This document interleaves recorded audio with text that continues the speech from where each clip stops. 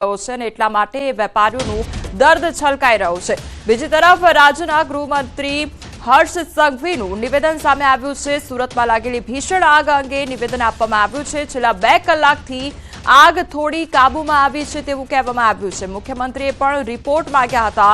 ખાનગી કંપનીઓની પણ મદદ લેવામાં આવી રહી છે। ફાયરના જવાનો પણ ઘાયલ થયા છે। વેપારીઓના સહયોગ માટે સરકાર દ્વારા કામગીરી કરવામાં આવી રહી છે તેવું નિવેદન આપવામાં આવ્યું છે। દુકાનો બંધ હોવાના કારણે એક પછી બીજી દુકાન પણ છાપરાઓ જે આગળ બંધ હોવાના કારણે પાણી બી અંદર સુધી પહોંચાડવું બહુ તકલીફ પડી રહી હતી। પરંતુ આપ જોઈ શકો છો કે છેલ્લા 24 કલાકથી આપણી ફાયરની ટીમ બી ત્યાં ને ત્યાં જ છે અને બધા જ અધિકારીઓથી લઈને ચૂંટાયેલા પ્રતિનિધિ મેયરથી લઈને સ્ટેન્ડિંગ ચેરમેન બધા જ લોકો ત્યાં ને ત્યાં જ હાજર જ છે। પરંતુ ક્યાંક ને ક્યાંક આ આગનો જે ભયાનક સ્વરૂપ હતો તો એને કંટ્રોલમાં લાવવું એ બહુ તકલીફ પડી રહી છે। પરંતુ હમણાં 2 કલાકથી એ આગને થોડું ઘણું કંટ્રોલમાં આવી છે એવું પ્રાથમિક માહિતીમાં આપ્યું છે।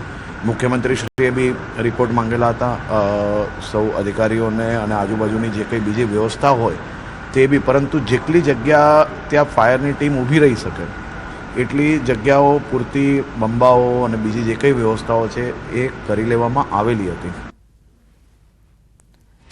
તો આ તરફ મંત્રી પ્રફુલ પાનસેરિયાનું નિવેદન પણ સામે આવ્યું છે। કાપડ માર્કેટમાં લાગેલી આગ અંગે નિવેદન આપવામાં આવ્યું છે। આગ પર કાબુ મેળવવા સતત પ્રયાસ હાથ ધરવામાં આવી રહ્યા છે।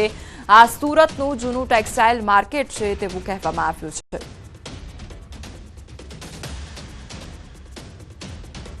ટેક્સટાઇલ માર્કેટ જ્યારથી શરૂ થયું ત્યારથી જૂનામાં જૂની આ માર્કેટો છે। આ માર્કેટ જે તે સમયે બન્યા પછી ફ્લાયઓવર બ્રિજને વગેરે બન્યું છે ત્યારે આજુબાજુના ડેવલપમેન્ટ એટલું બધું નહોતું। તો આજે એક બિલ્ડિંગથી બીજા બિલ્ડિંગ સુધી આગ ન પ્રસરે એના માટેનું ફાયર તંત્ર કામગીરી કરી રહ્યું છે।